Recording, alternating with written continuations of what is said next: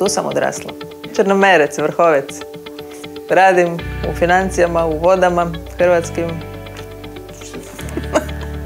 I eto, u slobodno vreme kolač i vrt. Ja mislim da još uvijek ima puno lijepih kvartova, mirnih ulica, s velikim okućnicama, vrtovima, koje ljudi vole, uređuju. Ekipa. Često se raštilja. Imamo veliko društvo, svaki vikend. Na nekom sajtu sam vidjela Husqvarna travapazitelj i da se traži 10 travapazitelja i činilo mi se da bi mogli ući u uži izbor. I bilo mi je super drago kad smo izabrani. Svaki filmić je trebao imati 100 pregleda. Trudili smo se obavijestiti što više, kak ja na poslu, tak i ekipa svoje poznate. I nakon 10 filmića smo obavješteni da je u trajnom vlasništvu. Kosilica je ženskog roda.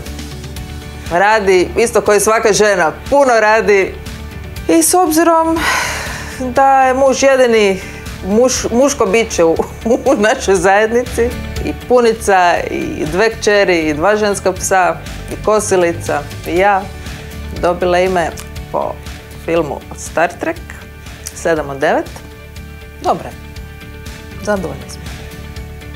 Za preporučiti. Inače sam, jednom svakih 5, 6, 7 dana sam kosila. Trebalo mi je možda sat i pol cijeli vrt pokositi. I nemaš posla oko skupljanja. A dobro, da, nema posla oko skupljanja trave, to je istina. Zašto? Zato kratko kosi. Susedi. Ne čuje, samo je vide. Kreće odavde, a sad je očišćena i spava u špajzu. Ne bumo je prodali. Ne, zato neću. Neću kosit više. Sad bih Husqvarna mogla organizirati, na primjer, teleskopske pile da dijele. To ću se isto prijaviti, to mi treba. Ne, kosilica je veličanstvena. Javljate se na nagradne igre, sigurno ćete nešto dobiti. Ovo je bilo malo ko iz Huga.